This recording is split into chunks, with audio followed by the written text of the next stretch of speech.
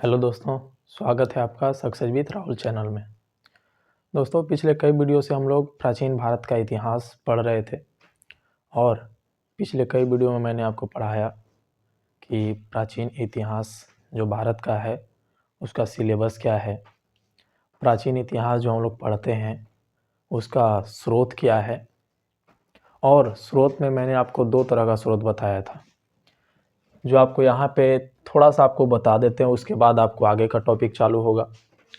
तो प्राचीन इतिहास के स्रोत दो तरह के, एक स्रोत आपको पुरातात्विक और एक स्रोत आपको साहित्यिक स्रोत। तो आपको पहले साहित्यिक स्रोत आपको चालू किए थे, जिसमें साहित्यिक स्रोत भी आपको दो तरह का होता है। पहला आपको था विदेशी यात्रियों का विवरण। कुछ विदेशी यात्री भारत में पढ़ने आते थे, यात्रा करने आते थे, वे भी कुछ अपना पुस्तक लिखे हैं जिससे भारत के प्राचीन इतिहास के बारे में जानकारी प्राप्त होती है। और कुछ भारत के भी ऐसे साहित्य हैं जिनसे प्राचीन इतिहास के बारे में जानकारी प्राप्त होती है। लेकिन भारतीय साहित्य जो है दो तरह का है। एक वैसा साहित्य जो धर्म से संबंधित है, यानी कि धार्मिक साहित्य, और एक ऐसा साहित्य जो धर्म से संबंधित नहीं है, जो राजनीति, जागरूकता, समाज सुधार, यानी कि जो धर्म से संबंधित नहीं है, आपको लौकिक साहित्य कहलाएगा। तो कुछ लौकिक साहित्य भी है और कुछ आपको धार्मिक साहित्य भी है। लेकिन भारत में धर्म तो आपको महत्वपूर्ण तीन धर्म, एक ब्राह्मण धर्म, बौद्ध धर्म और जैन धर्म। तो अलग अलग धर्म के अलग अलग साहित्य आपको मिलेगा। तो ब्राह्मण धर्म का ब्राह्मण साहित्य मिलेगा, जिसमें आपको वेद, वेदांग, उपवेद, वेदांत, उपनिषद, अरण्यक, ये सब आपको आएगा। षट दर्शन पिछले क्लास में आपको बताए भी थे।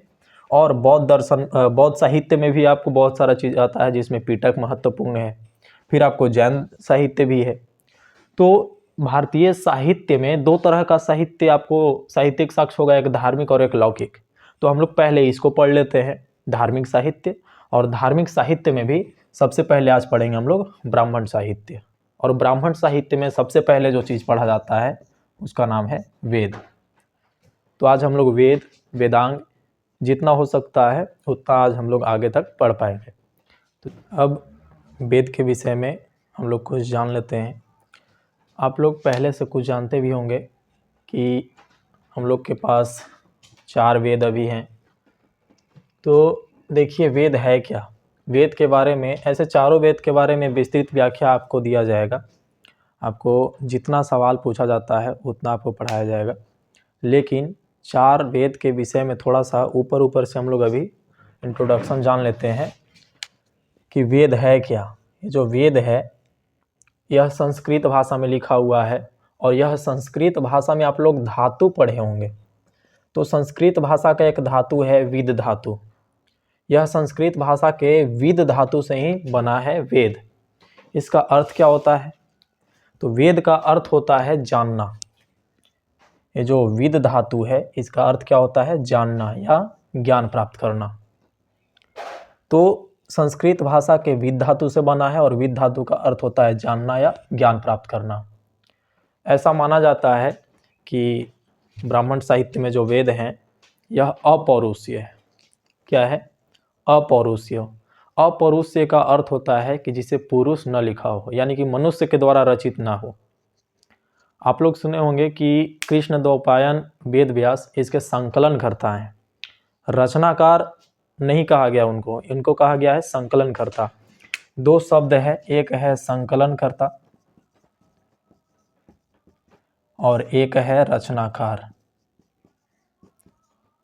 रचनाकार का अर्थ होता है इसे बनाना, लेकिन संकलनकर्ता का, रचनाकार का अर्थ हुआ बनाने वाला, निर्माण करने वाला, लेकिन संकलनकर्ता का अर्थ हुआ कि कोई चीज़ पहले से बना हुआ है लेकिन बिखरा हुआ है, उसे एक जगह पे इकट्ठा कर दिया गया।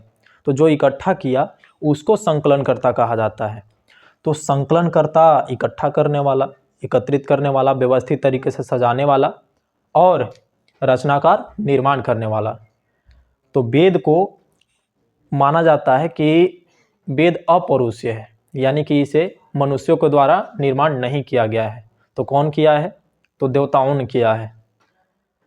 ऐसा माना जाता है कि वेद देवताओं के द्वारा निर्मित है और इसे ऋषि मुनियों को सुनाया गया, भगवान के द्वारा देवताओं के द्वारा ऋषि मुनियों को सुनाया गया और ऋषि मुनि सुनकर लिखते चले गए और अपने शिष्यों को पढ़ाते चले गए और यही परंपरा बार बार चलते आया। इसलिए वेद को श्रुति भी कहा जाता है। वेद को क्या कहा जाता है? श्रुति। श्रुति मतलब जिसे सुनकर आगे बढ़ाया गया। देवताओं ने पहले ऋषियों को बताया, ऋषियों ने अपने शिष्यों को बताया, शिष्यों ने अपने शिष्यों को बताया। तो इसी परंपरा से, गुरु शिष्य परंपरा के आधार पर आपको वेद आगे बढ़ता गया।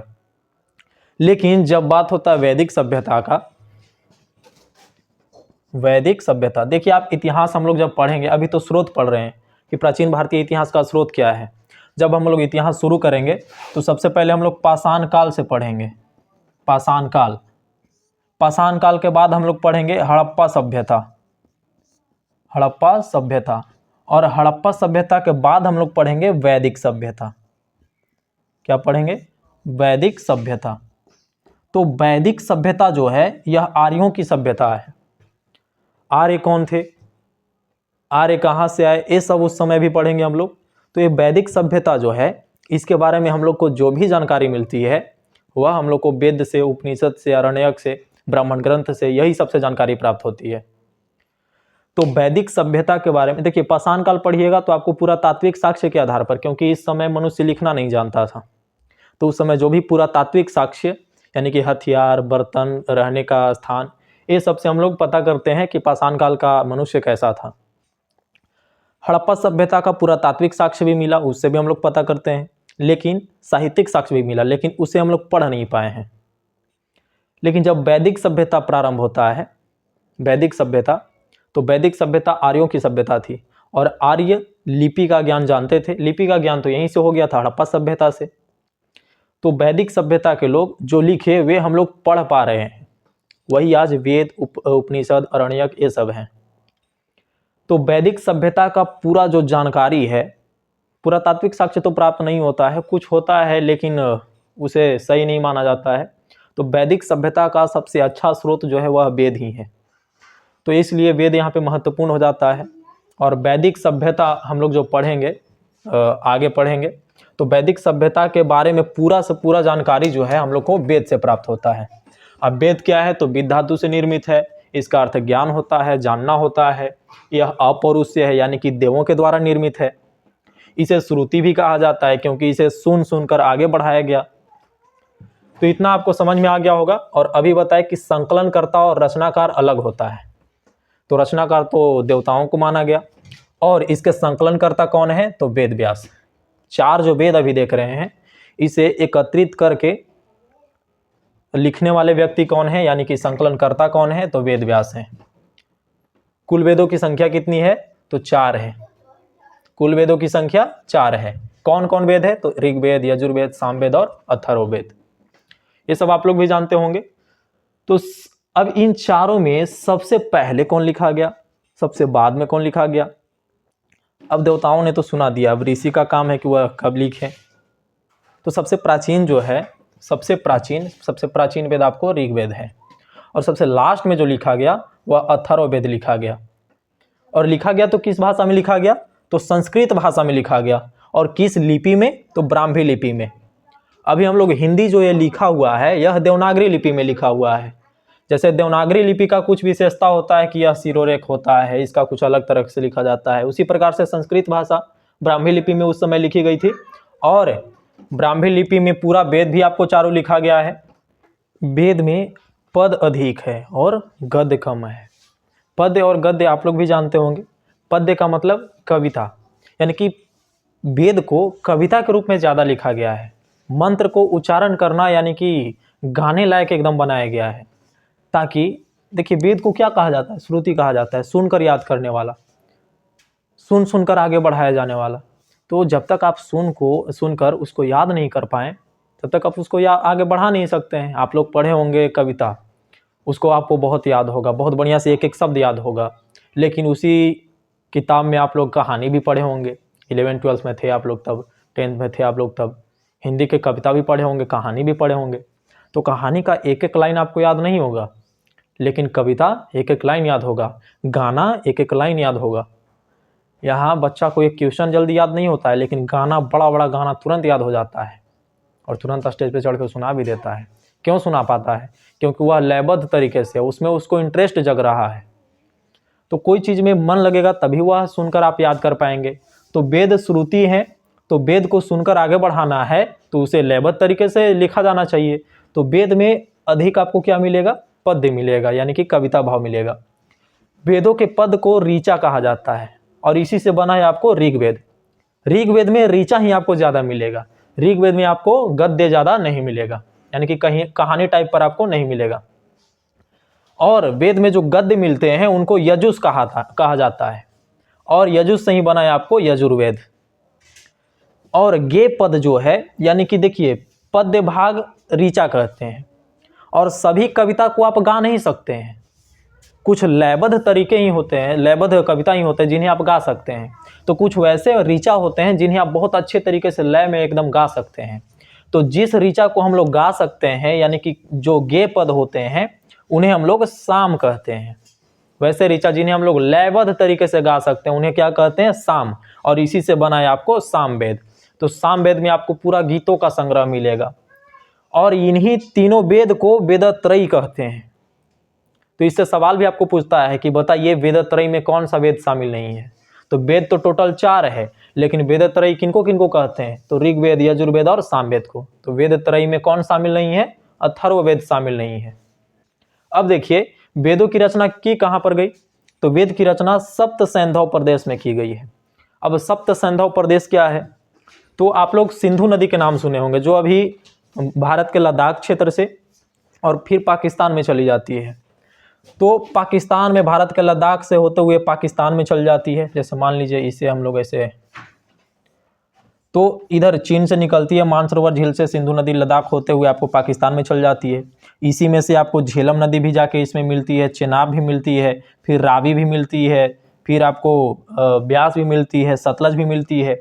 तो 5-6 नदी ऐसे ही हो गई। और कुछ अफगानिस्तान की नदियाँ भी हैं, पाकिस्तान की नदियाँ भी हैं।